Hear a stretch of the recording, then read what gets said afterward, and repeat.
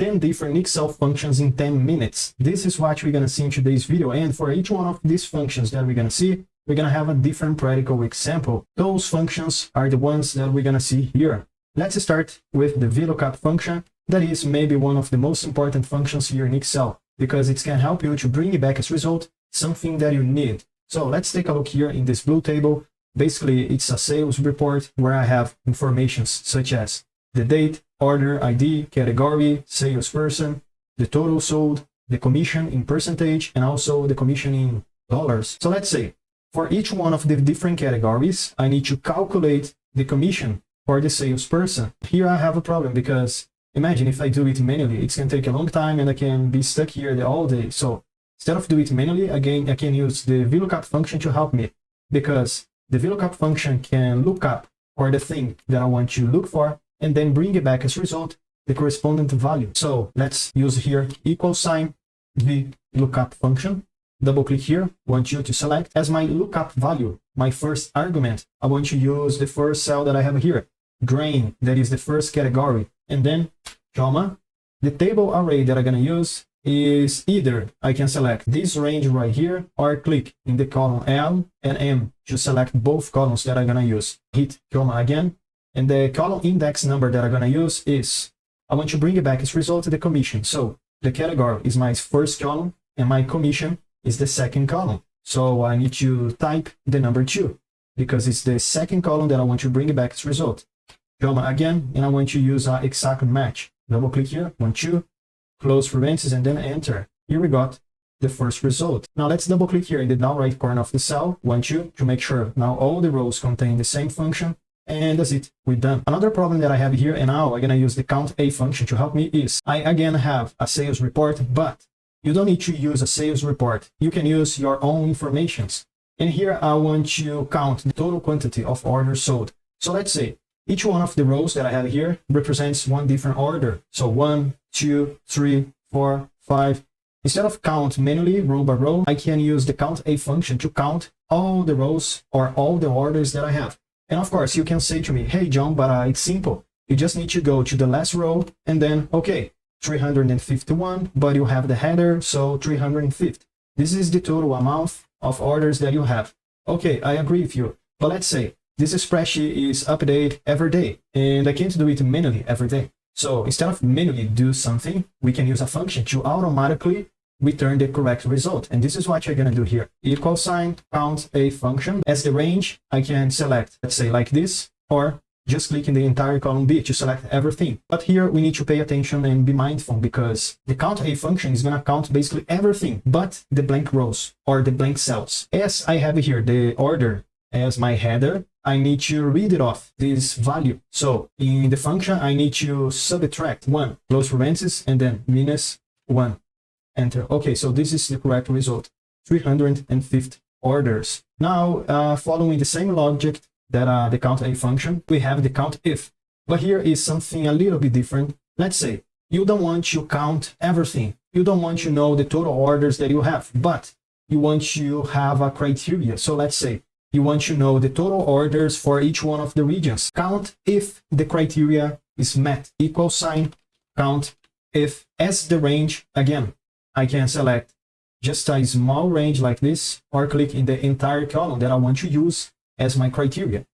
Now, comma, and my criteria for this first time is going to be the South region. Close parentheses and then enter. Okay, so I have A9 orders for the South region. And if I click, hold, and drag down, I'm going to have the correct result for all the regions. Another function that we can have here is the product, because instead of, let's say, do a multiplication through a formula, we can use a function itself, that is the product function. Here I have a different example with a list of different students, student name, the 4 different grades that all those students got, and also here the average grade and the bonus. Let's say not all the students got a bonus, because if a student got 1 as the bonus, it's not going to change anything. But if the student got a bonus that is greater than 1, such as 1.5 or 1.3, 1.6, 1.10, it's going to help him in the final grade. A formula is going to look like this: =, average grade, asterisk, the bunnies. Enter. Okay. This is how we can do a multiplication through a formula in Excel. But instead of doing a formula, we can also use a function. Equal sign, product. Here we have, double click, 1, 2.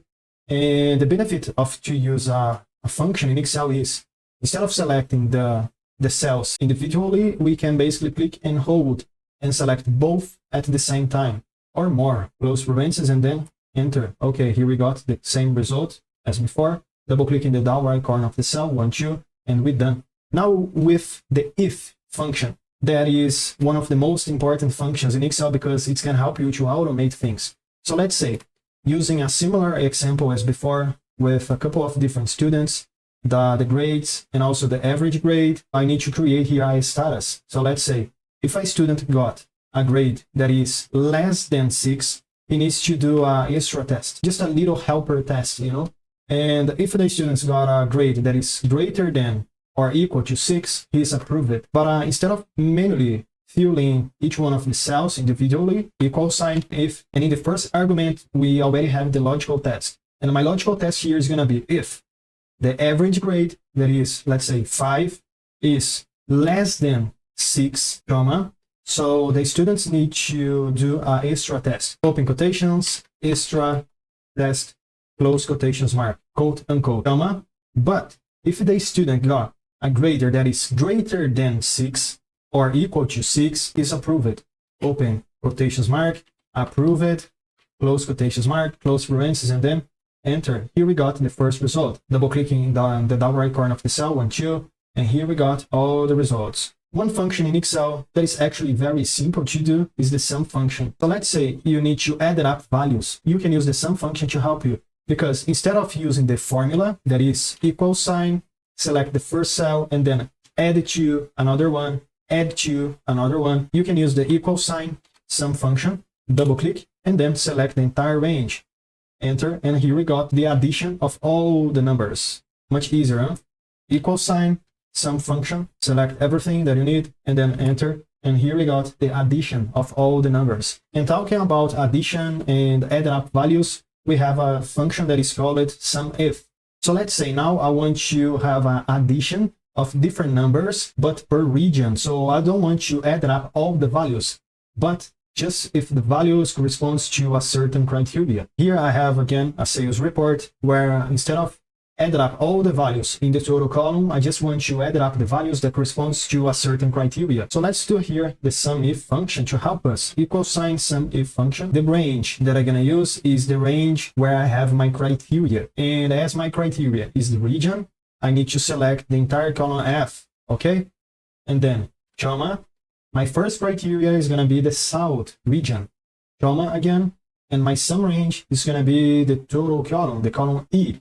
Close parentheses and then enter. And let's click, hold, and drag down here in the down right corner of the cell, and we're done. So this is the total sold per region. Another function that we can use here is the large function. Let's say you have a list of competitors, each one of the names, each one of the teams, and also each one of the times. And you want to know the best time or the worst time, or even you want to know the 10 worst times and then the top 10 best times, or whatever. You want to sort something. You can use the small or large function. Here basically I need to have the 10 worst times. So let's say I want to have the first largest time, and then the second one, the third one, the fourth one, and so on, till I hit the 10th. And as the time, I can use the equal sign large function. The range that I want to use is gonna be the column C, comma, and as the K argument is basically the position. So the largest number, you can use 1.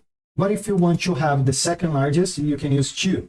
Or 3 or 4 and on and on. But instead of manually typing the number, I can make it dynamic. I can click in the number that I have here to the left, close parentheses, and then enter. Okay, 85 minutes is the largest time that I have. Click, hold, and drag down, and here we have my 10 worst times. I can do something similar using basically the same example as before, but instead of have the worst times, I can take the top 10 best times. 1, 2, 3, till I hit the number 10, and then equal sign. Now, instead of using the largest number, I'm going to use the smallest one. The array is going to be the column C, where I have the values, comma, and the K is going to be the number 1 to the left. Close parentheses, enter. here we got the smallest value. Click, hold, and drag down, and yeah, that's it. Last function, but not least importantly, is the average function. Actually, average if. So let's say you want to know the average sold per month, because you don't want to take the average of everything that you have, but just the average that corresponds to the criteria that you want to use. Equal sign the average if function. And as my range, I need to use the range where I have the criteria, that is the column A, where I have the months, comma. My first criteria is going to be the month itself, comma. And the average range, or the range where the numbers are at, is the column D, close parentheses, and then enter. Okay, here we got the average from January. If I click, hold, and drag down, we're gonna have the average for each one of the different months. So this is how we can use those 10 different functions in Excel in a practical way. I hope this video can help you out, and if you have any questions or any suggestions to the next videos, let me know, comment down below, and I see you tomorrow. As every day has a new video, I see you there.